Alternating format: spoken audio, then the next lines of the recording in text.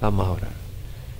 Padre Santo, te damos gracias por la oportunidad de estar juntos estudiando tu palabra y te rogamos, Señor, que tú te muestres, Señor, que tú nos hables. Eres tú el que dirige nuestros corazones, que mueve nuestras vidas. Y, Señor, eso es lo que queremos, Padre. Por eso venimos aquí, Señor, para que nos avives el fuego de nuestro corazón, abras, el Señor, nuestros ojos para que podamos buscarte, Señor, y entender de que tú eres digno y que servirte a ti es vida y andar en tu voluntad es paz y es plenitud, Señor. Ayúdanos, Señor, corrige si hay desviación, trae arrepentimiento donde sea necesario, Señor, trae ánimo, trae esperanza, trae entendimiento, trae sanidad, Padre, en nombre de Jesús. Amén. Se pueden sentar. Estamos estudiando la carta de Pablo a los Gálatas. Hemos estudiado los primeros 3 capítulos y ahora arrancamos con el capítulo número 4. ¿Se acuerdan? Lo hemos repetido ya varias veces. La carta de Pablo a los Gálatas fue necesaria porque los judaizantes habían llegado a las iglesias de la provincia de Galacia, en lo que es ahora Turquía, diciendo que para ser salvos era necesario circuncidarse y observar la ley de Moisés. Toda la ley, decía Pablo, porque si vas a observar la ley tiene que ser toda la ley, aunque no necesariamente ellos estaban diciendo eso. Pero sí decían que había que circuncidarse y observar la ley de Moisés. Obviamente que eso es negar el Evangelio y la sangre de Cristo en la cruz, porque somos salvos o por la obra de Jesús o por nuestras obras. No puedes decir por las obras de Jesús y la nuestra, porque si es así, entonces la obra de Jesús no es suficiente. Y entonces ahí no hay Evangelio, porque si tienes que añadirles tus obras a la de Jesús, ¿qué obras les puedes añadir a lo que Jesús ha hecho? Obviamente ese no es el Evangelio. Entonces Pablo en el capítulo 3 hace esa defensa del Evangelio, explicando cómo en el Antiguo Testamento el mismo Abraham fue declarado justo no por las obras de la ley. Para empezar, la ley no se dio en el tiempo de Abraham, se dio en el tiempo de Moisés, 430 años después de la promesa. Claro, Dios le dio el pacto de la circuncisión, pero el pacto de la circuncisión fue hasta después de que Dios declaró a Abraham justo. Y lo declaró justo simple y sencillamente cuando Abraham creyó la promesa que Dios le hizo. Lo llevó afuera de su tienda, le mostró las estrellas, le dijo: así será de numerosa tu descendencia, y en ti será bendita la familia de la tierra. Abraham creyó y Dios le declaró justicia por eso. Dios declaró a Abraham justo por eso. Entonces vemos que la justicia es por fe. Y Pablo explicó, y lo vimos en el capítulo 3, de que si tú quieres ser justo por las obras de la ley, no vas a ser justo, porque la ley lo que hace es condenarnos. Maldito todo el que no permanece en todas las cosas en el libro de la ley y las hace. Entonces tienes que permanecer y hacerlas, y si no permaneces en ellas y la quiebras, eres maldito. Y por eso dice Pablo, Cristo se hizo maldición por nosotros, para que nosotros recibiéramos la bendición de Dios a través de la fe en Jesucristo. Eso lo vimos al principio de la mitad del capítulo 3. Y en la segunda mitad Pablo explica entonces cuál es la razón de la ley. Número 1, la ley que vino 430 años no invalida la promesa que Dios le dio a Abraham, porque ese pacto no lo puede invalidar nadie. Es un pacto que hizo Dios con Abraham, ninguno de nosotros puede invalidarlo. Entonces los judaizantes no pueden venir y decir: ok, es necesario añadir la circuncisión para ser salvo, porque ese pacto lo hizo Dios. Tú no puedes invalidar lo que Dios ha hecho, no puedes cambiarlo. Entonces, ¿cuál es el motivo de la ley? Pablo pregunta y lo hace para explicar. Y dice: bueno, el motivo de la ley es claro. El motivo de la ley era debido a las transgresiones, debido al pecado. La ley sirve como una lámpara que ilumina nuestra naturaleza pecadora y la justicia de Dios. ¿Por qué? Porque había abundancia de transgresión, había abundancia de pecado. Entonces Dios envía la ley para mostrarnos la luz. Por supuesto, la ley no nos salva, nos condena, porque somos pecadores. Entonces, ¿cuál es el propósito además de mostrarnos la luz? Mostrar nuestra necesidad de un Salvador, porque nosotros solos no nos podemos salvar. La ley nos condena, es demasiado perfecta y nosotros somos demasiado torcidos. Entonces Pablo explicó eso. En el capítulo 4 Pablo habla de nuestra posición en Cristo como hijos de Dios.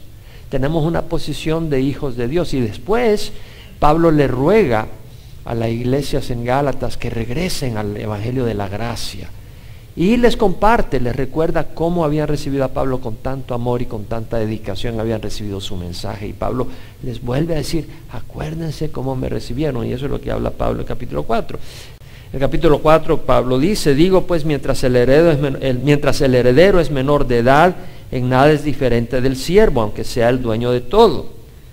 Acuérdense que somos hijos de Dios y herederos. Herederos de Dios y coherederos con Cristo.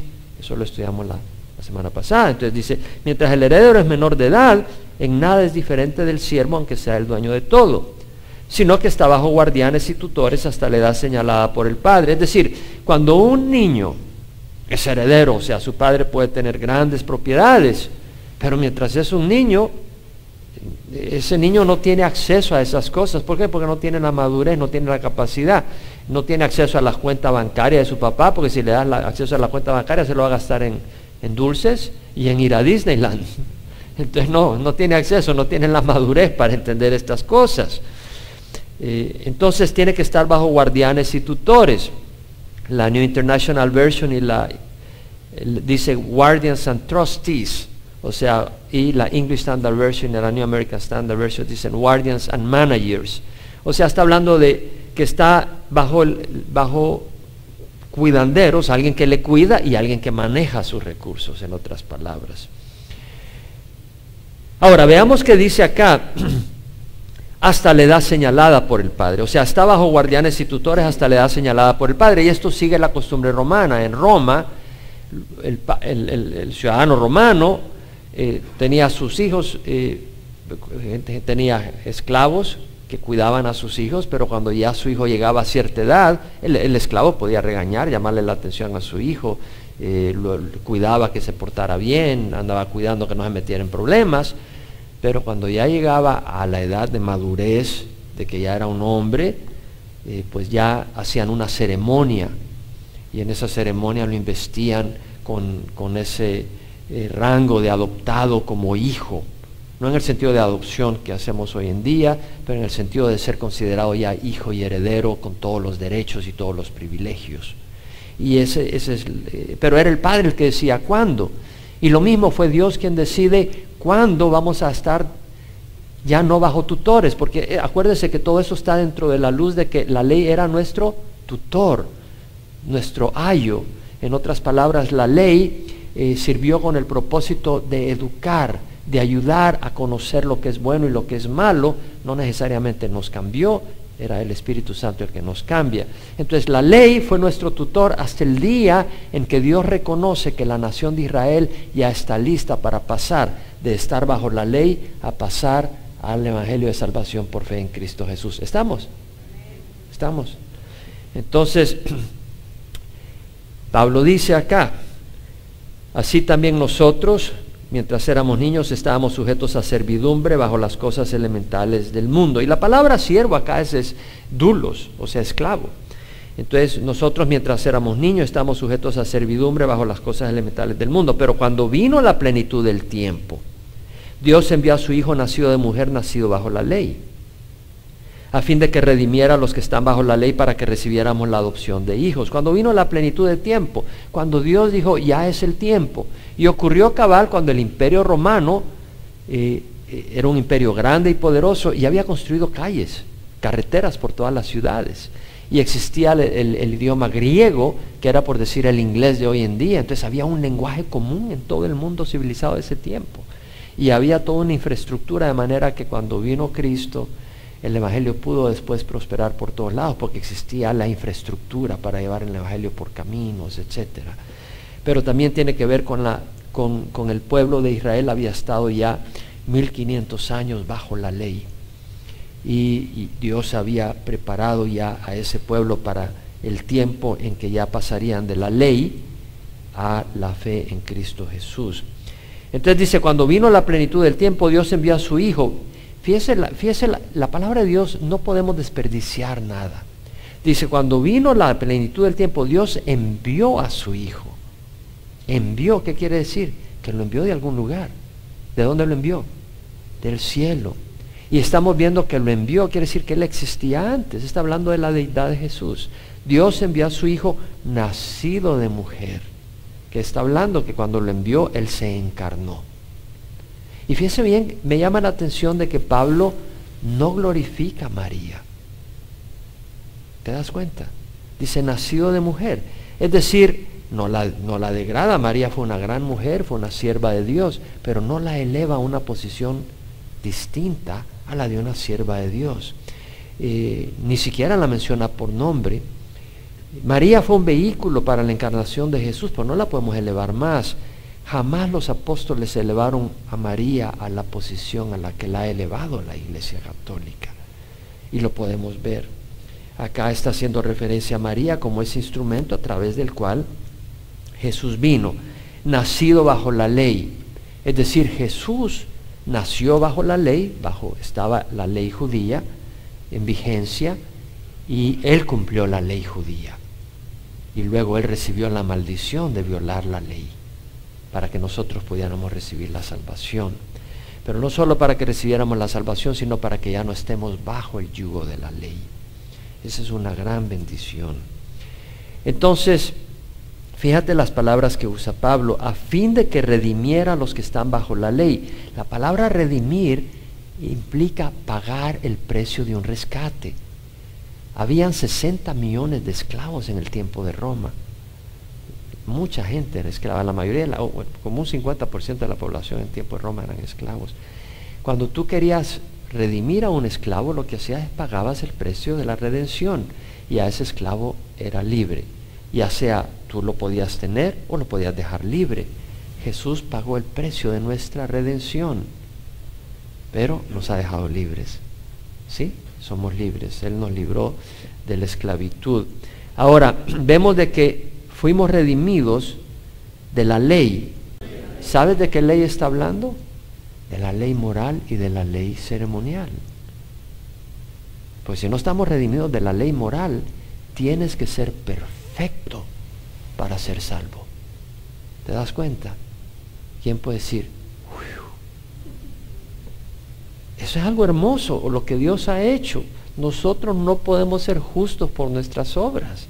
Tienes que quitarlo de tu mente. ¿Quiere decir que por eso vamos a ser malvados? No, al contrario, provoca en nosotros un corazón agradecido, porque es lo que Dios ha hecho.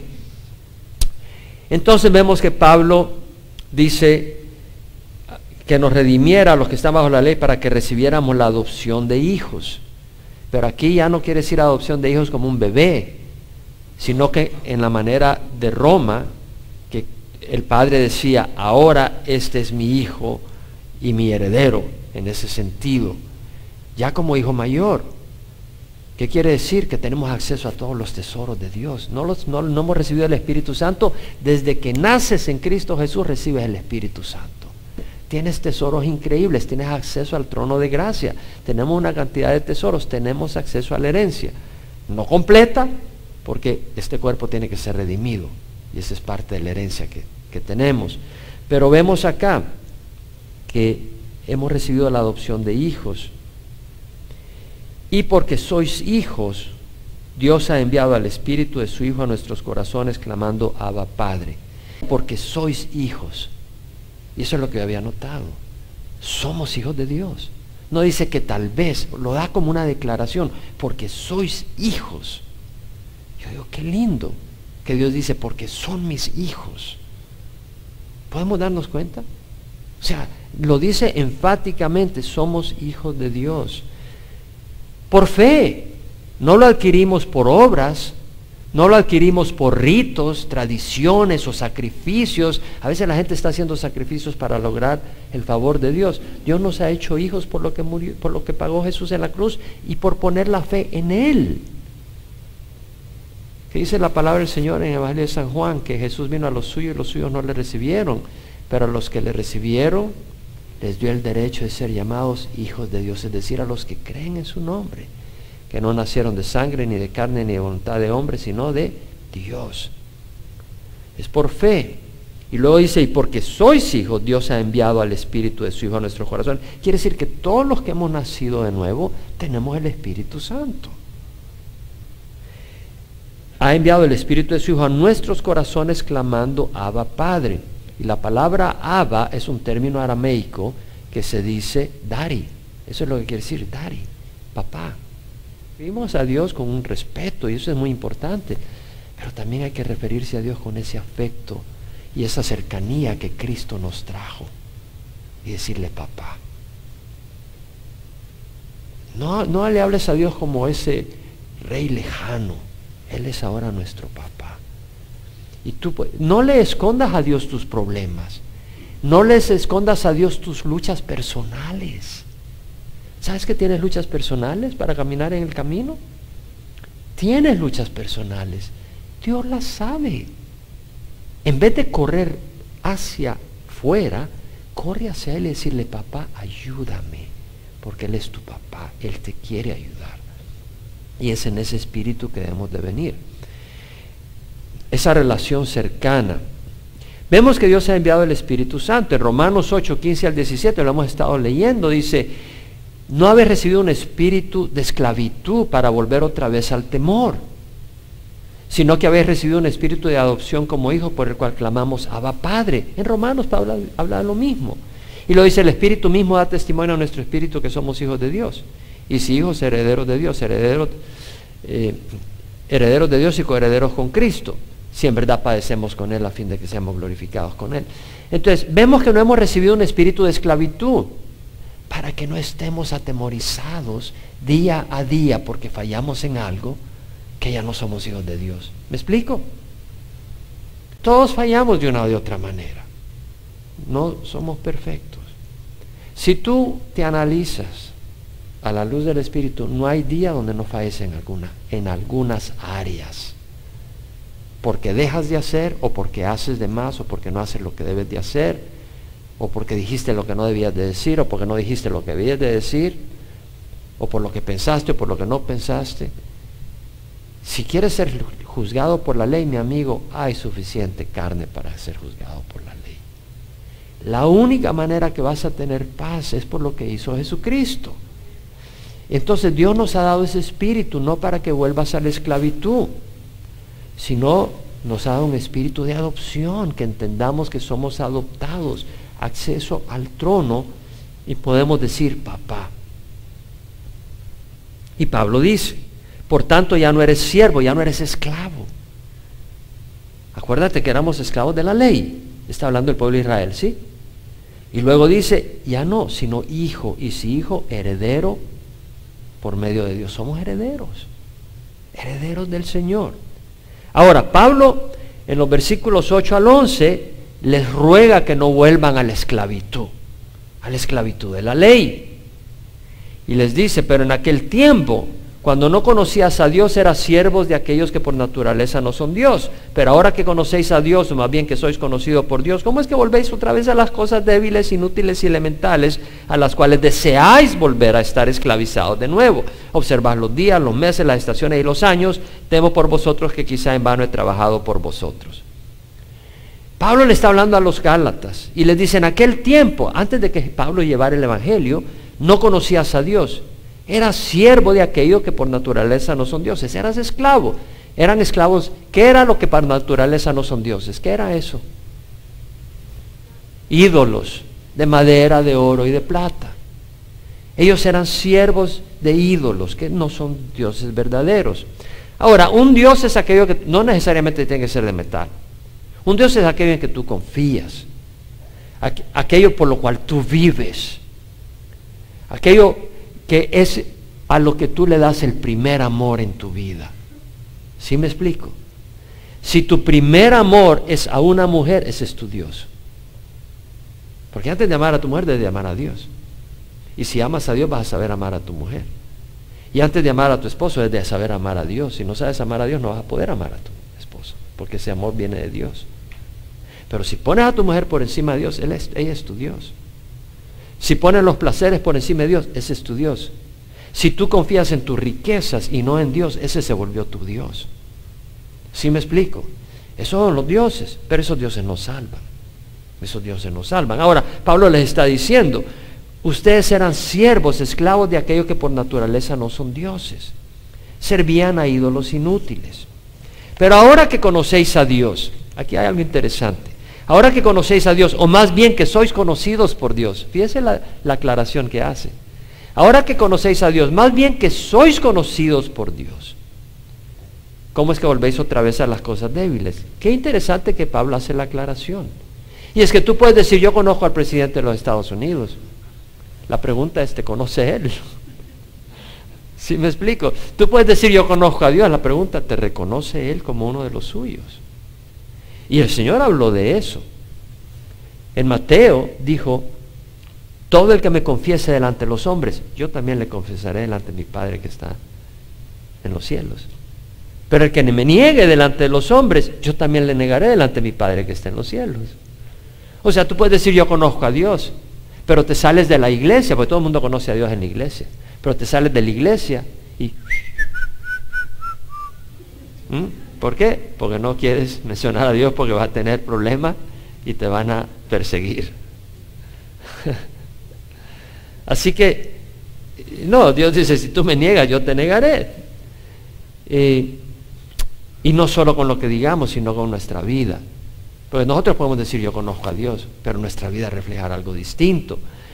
El Señor dijo, no todo el que me dice Señor, Señor entrará en el reino de los cielos, sino el que hace la voluntad de mi Padre que está en el cielo. Muchos me dirán en aquel día, Señor, Señor, ¿no profetizamos en tu nombre? ¿Y en tu nombre echamos fuera demonios? ¿Y en tu nombre hicimos muchos milagros? Y yo les diré, jamás os conocí, apartados de mí los que practicáis la iniquidad. En otras palabras, yo puedo decir que conozco a Dios, pero si yo vivo haciendo maldad, Dios no me conoce. Y en el reino de los cielos, el día del juicio, dirá, yo no lo conozco, ese no me pertenece, no es una de mis ovejas. Pero Pablo dice, ahora que conocéis a Dios, o más bien que sois conocidos por Dios, ¿cómo es que volvéis otra vez a las cosas débiles, inútiles y elementales, a las cuales deseáis volver a estar esclavizados de nuevo? En otras palabras, ¿cómo es que volvéis? Es decir, ellos vienen de cosas inútiles, ídolos que no sirven, que nos salvan, y ahora queréis volver. Ahora no estaban queriendo volver a ídolos, estaban queriendo volver a la ley ceremonial, a la circuncisión, a observar el sábado, a las fiestas religiosas como algo necesario para ser aprobado. Y Pablo llama eso es volver a cosas inútiles. Un momento, pero fue Dios quien dio esas cosas. Sí, pero en su debido tiempo no eran inútiles. En su tiempo apropiado no eran inútiles. Es decir, es como cuando alguien quiere aprender a andar en bicicleta, ¿verdad? Yo me acuerdo, tenía 2 llantitas atrás, le llaman triciclo, ¿se acuerdan? Y uno chiquito y empieza ahí con el triciclo, pero ya a los 25 años espero que no andes en un triciclo, mi amigo, porque no te va a llevar al trabajo fácilmente. Ahí andas en tu triciclo, no vas a poder andar rápido. O si te golpeaste y para caminar necesitas unas muletas, yo espero que cuando ya logres superarlo, no andes con las muletas porque no vas a llegar muy lejos. O sea, hay cosas que tienen su utilidad en su debido tiempo. Y la ley tenía su utilidad, pero la ley no salva. La ley sirvió para educar, para disciplinar, para mostrar, pero nunca para salvar. Cuando llegó la plenitud de los tiempos, vino Jesucristo y ahora nuestra fe es en Jesucristo. Sería una necedad cuando tenemos a Jesucristo, el poder que emana de la cruz, el poder de su Santo Espíritu, ahora venir y regresar a las leyes ceremoniales y a tradiciones que no tienen ningún poder. Amén. No tiene sentido, y eso es lo que Pablo exactamente le está diciendo. Interesante que dice que esas cosas son débiles, son inútiles y elementales. Débiles quiere decir impotentes, sin poder. Inútiles, la palabra quiere decir pobres, mendigos. La palabra quiere decir que no tienen valor para hacer algo. En ese sentido, valor económico, en este sentido, valor de comprar algo para nosotros espiritualmente hablando. Y elementales, obviamente, son cosas elementales, son cosas básicas. Ahora, Pablo dice, observad los días, los meses, las estaciones y los años. Es decir, Pablo está diciendo, están observando el sábado, y está bien, pero lo estás observando para ser aprobado. No, estás observando los meses, o sea, las nuevas lunas que observaban. Eran fiestas religiosas. Pero Dice, pero eso no te va a dar más mérito. Estás observando las estaciones, no está hablando del verano, invierno, otoño. Está hablando acá, porque la palabra estación se refiere, en el Antiguo Testamento se menciona como estación, pero se refiere a asambleas. Ese es el significado etimológico de la palabra. Y quiere decir reuniones religiosas. Por ejemplo, la Pascua, la fiesta de los panes sin levadura, la de las primicias, la de Pentecostés, ¿se acuerdan? La del Nuevo Año, la de Yom Kippur, y la otra era la de Tabernáculos, 7 fiestas. Estaban observándolas. La estaban observando para buscar aprobación. Oh, ¿quiere decir que ya no podemos celebrar Thanksgiving? Se nos fue el pavito. Ya no podemos celebrar Christmas, se nos fueron los tamales. Ya no podemos celebrar fin de año, se nos fue el sopón o lo que coma. No quiere decir que no podemos hacer esas cosas. Lo que quiere decir es de que no las hagas para obtener mérito y para ser aprobado. ¿Por qué celebramos Navidad? ¿Para ser aprobados por Dios? No, celebramos Navidad porque estamos felices y gozosos. Y si el mundo quiere celebrar un día, nosotros lo celebramos todos los días, pero si el mundo celebramos, también nos unimos y a celebrar 24, 25, fabuloso, Jesús nuestro Salvador nació. Y explicamos la razón. El Día de Acción de Gracias hay que agradecer todo el tiempo. Pero si el mundo quiere decir, bueno, y el 27 de noviembre vamos a reunirnos todos y a celebrar, nosotros vamos a celebrar con mayor ganas. Y vamos a decir, claro que celebramos y vamos a reunirnos y vamos a hablar de Jesús. Y si el mundo quiere celebrar Halloween, pues nosotros nos vamos a reunir, pero no vamos a celebrar Halloween, vamos a hablar del Espíritu Santo, no el espíritu del demonio, ¿verdad? Y del espíritu de vida, no el espíritu de muerte. No hay provisión contra eso.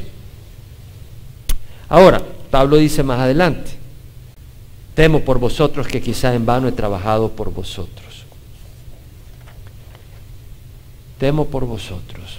Ahora, interesante, no quiero pasar corriendo demasiado.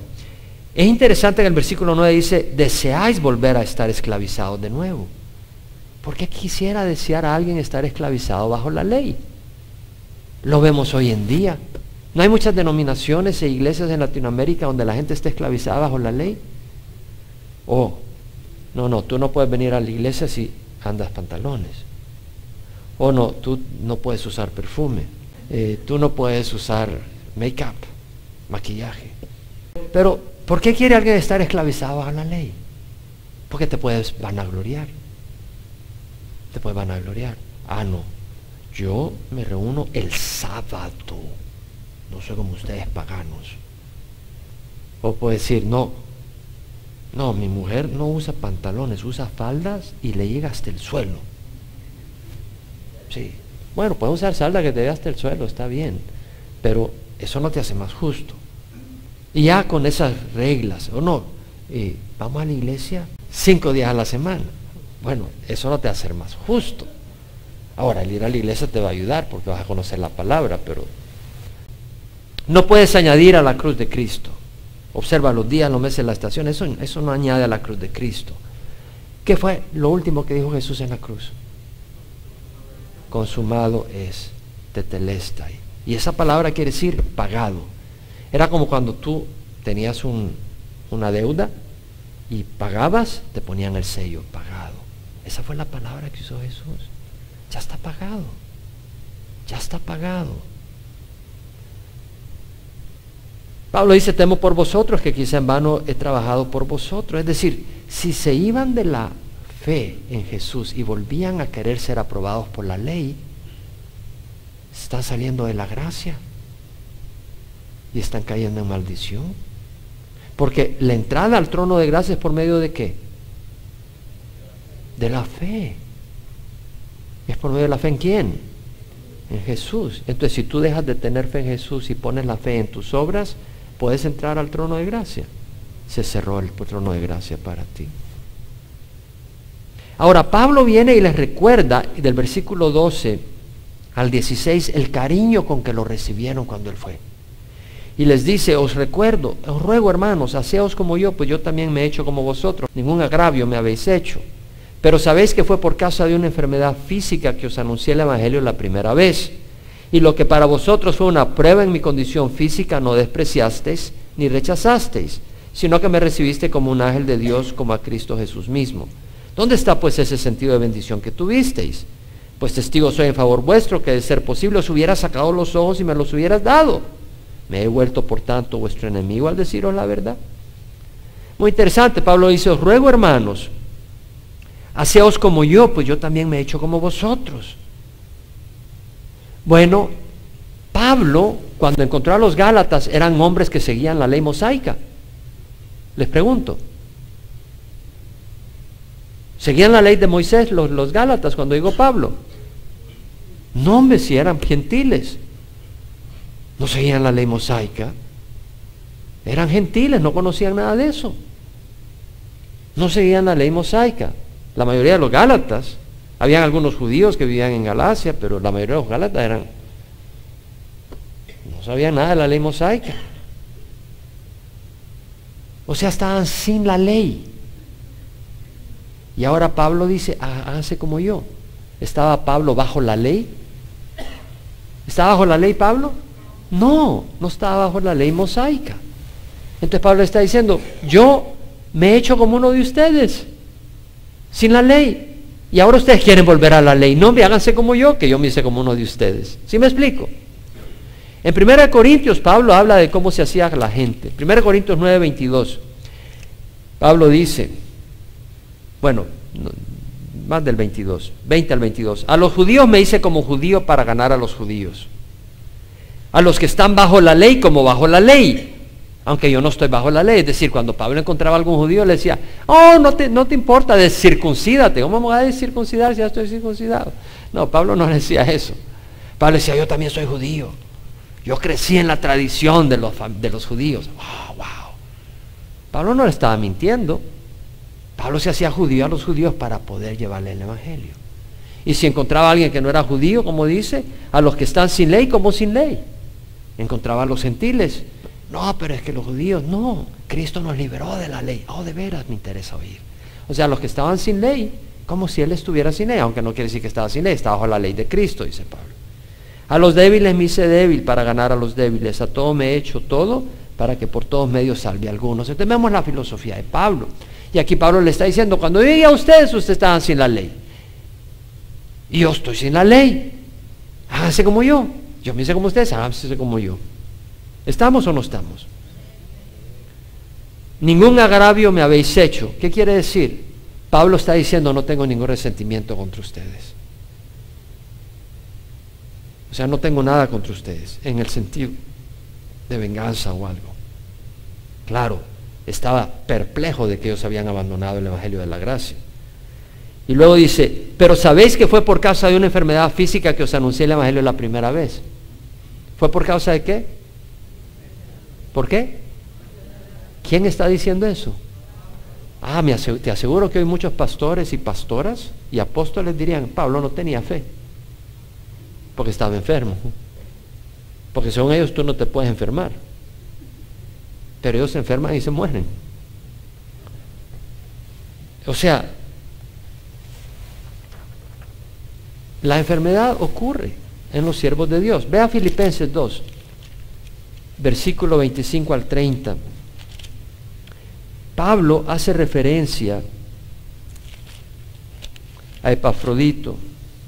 Dice, creí necesario enviaros a Epafrodito. Él escribe a la iglesia en Filipo. Mi hermano, o sea, lo declara un siervo de Dios, un hermano en la fe. Colaborador, no solo un cristiano, sino un colaborador de Pablo. Y compañero de milicia, es decir, alguien que está peleando espiritualmente en la lucha. Quien también es vuestro mensajero. Epafrodito había sido enviado por la iglesia de Filipo a asistir a Pablo y servidor para mis necesidades. Era un hombre de Dios. Y dice, porque él os añoraba a todos vosotros, era un hombre que ama. Y cuando llegó donde Pablo dice, él os añoraba y estaba angustiado porque había oído que se había enfermado. O sea, Epafrodito también estuvo enfermo. Pues en verdad estuvo enfermo, a punto de morir. Pero Dios tuvo misericordia de él, y no solo de él, sino también de mí, para que yo no tuviera tristeza sobre tristeza. Fíjate bien lo que dice Pablo, tristeza sobre tristeza. Quiere decir que Pablo estaba azotado con muchas tristezas. ¿Te das cuenta? ¿Te das cuenta? Entonces, hoy en día te ven medio triste. Hermano, tú no tienes fe. ¡pum, pum! Te dan 3 patadas. Gracias, mi hermano, mucho ánimo me trajiste. Gran bendición, qué bonito amor el que me das. No, hombre, eso no es de Dios. Entonces vemos que no es así la cosa. Pablo le dice a Timoteo, ya no bebas agua sola, echa un poco de vino por causa de tu estómago y de tus frecuentes enfermedades. El pobre Timoteo pasaba enfermo el estómago. Ahora, Pablo, si te das cuenta, dice, por causa de una enfermedad física os anuncié el evangelio la primera vez. Es decir, Pablo, y lo que para vosotros fue una prueba en mi condición física, no despreciaste ni rechazaste, sino que me recibiste como un ángel de Dios, como a Cristo Jesús mismo. O sea, Pablo aparentemente no iba a ir a esos lugares. Y creo yo que la enfermedad física era un problema de la vista, y probablemente era el aguijón de la carne. Y buscó alivio, y fue a esas iglesias en Gálatas a buscar alivio, algún ungüento o algo.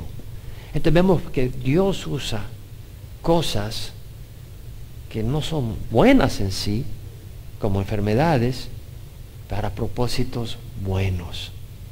¿Qué dice Romanos 8:28? Sabemos que para los que aman a Dios, todas las cosas cooperan para bien. Esto es para los que son llamados conforme a su propósito. Y Pablo mismo, hablando del aguijón de la carne, dice, dada la extraordinaria grandeza de las revelaciones, por esta razón, para impedir que me enalteciera, me fue dado una espina en la carne, un aguijón en la carne para que no me enalteciera, un enviado de Satanás. Eso es 2 Corintios 12.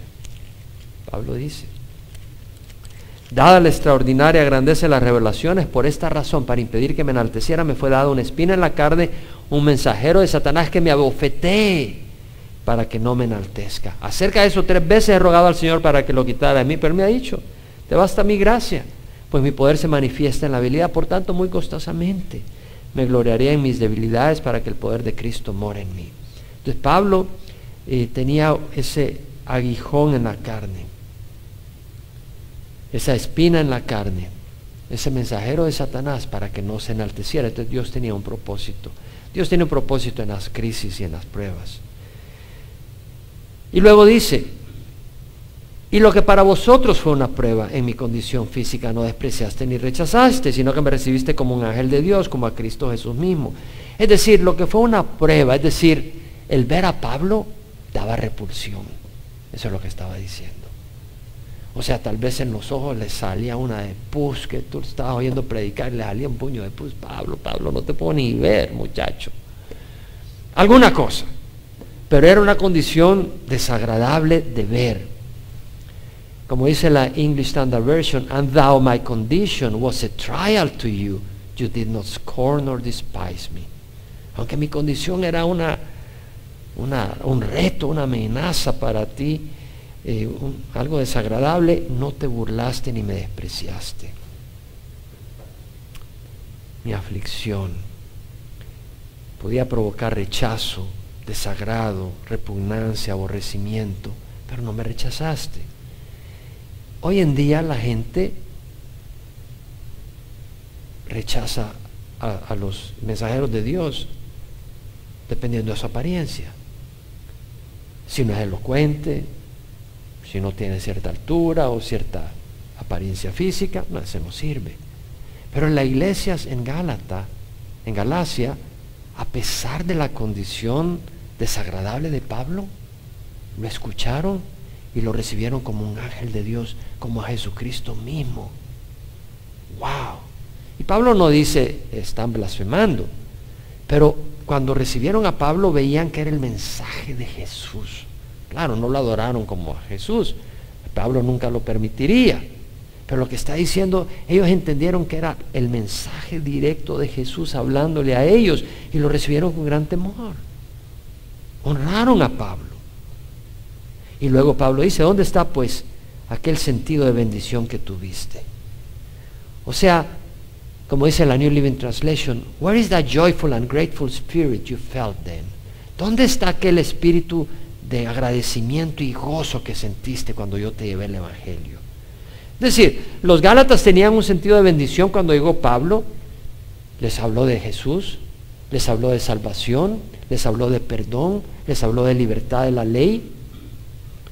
y recibieron el Espíritu Santo, recibieron los dones, recibieron vida eterna, pero ahora no estaban tan gozosos, porque Pablo estaba en contra de lo que ellos estaban abrazando, volver a la ley. Entonces ya no se sentían tan gozosos con Pablo, ya no estaban tan tolerantes con Pablo. Y luego dice, testigo soy en vuestro favor, de que ser posible si os hubiera sacado los ojos y me los hubieras dado.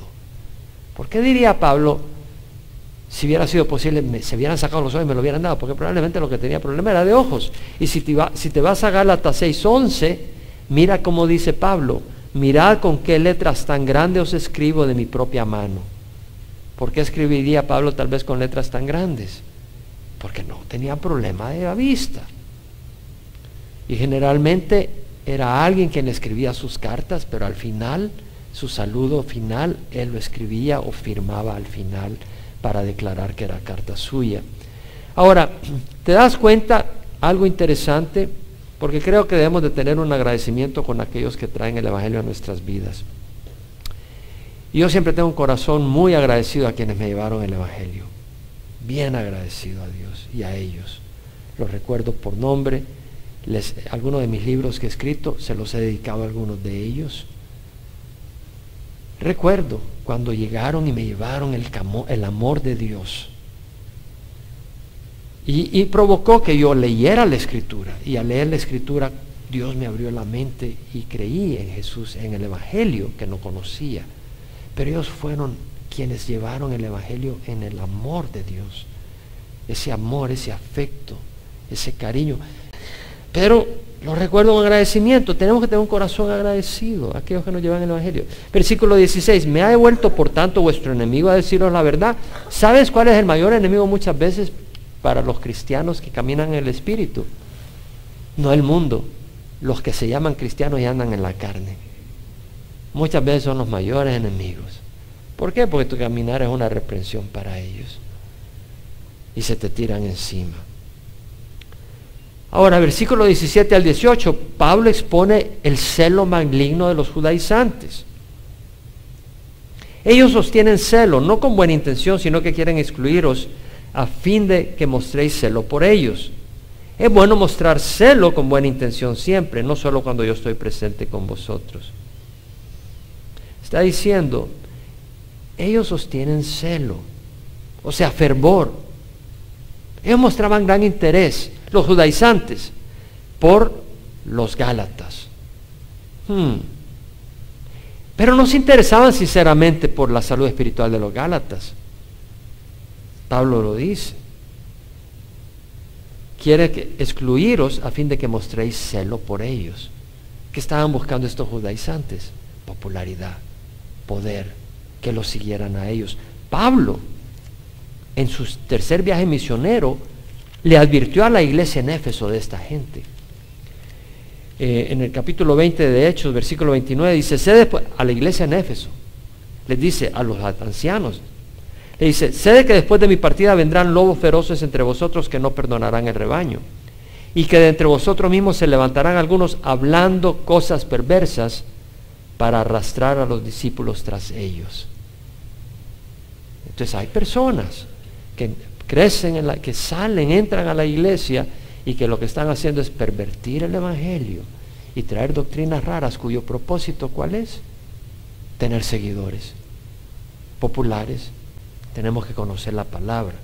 Fieles son las heridas del amigo, profusos los besos del enemigo, dice Proverbios. Warren Wiersbe, leyendo a Warren Wiersbe, menciona lo siguiente, y lo traduje, dice, un verdadero siervo de Dios no usa a la gente para engrandecerse a sí mismo o para engrandecer su obra. No, él ministra en amor para ayudar a la gente a conocer a Cristo y a glorificar su nombre. La labor del líder espiritual es hacer que la gente ame y siga a Cristo. Por supuesto, es el Espíritu Santo el que lo hace. Pero ser instrumentos para que la gente ame y siga a Cristo. No promoverse a sí mismo ni su ministerio. ¿Oímos? ¿Lo oímos? Use ese como criterio cuando usted ve en la televisión ministerios. Y vea qué es lo que están promoviendo. Vean qué están buscando. Que usted sea conocedor de la verdad y siga a Cristo, o que usted alimente el ministerio de ellos. Analice qué es lo que se está promoviendo, el ministerio o a Cristo. Tenemos que tener cuidado. Entonces Pablo dice en versículo 18, es bueno mostrar celo con buena intención siempre. Es decir, es bueno tener un celo, un fervor por la palabra, un fervor por la doctrina sana, un fervor por las ovejas, un fervor por los líderes para que Dios los bendiga. Claro, pero el propósito debe ser bueno. Y me llama la atención que Pablo dice, es bueno mostrar celo con buena intención siempre, y no solo cuando yo estoy presente con vosotros. ¿Qué es lo que me muestra Pablo acá? Que cuando él estaba ahí, un gran fervor para tales cosas. Pero cuando Pablo se iba, muchos se apagaban. Gálatas 19:20, hijos míos, por quienes de nuevo sufro dolores de parto, hasta que Cristo sea formado en vosotros. Quisiera estar presente con vosotros ahora y cambiar mi tono, pues perplejo estoy en cuanto a vosotros. Hijos míos, vemos el término de cariño que habla Pablo. Por quienes de nuevo sufro dolores de parto, hasta que Cristo sea formado en vosotros. ¿Cuál era la meta de Pablo?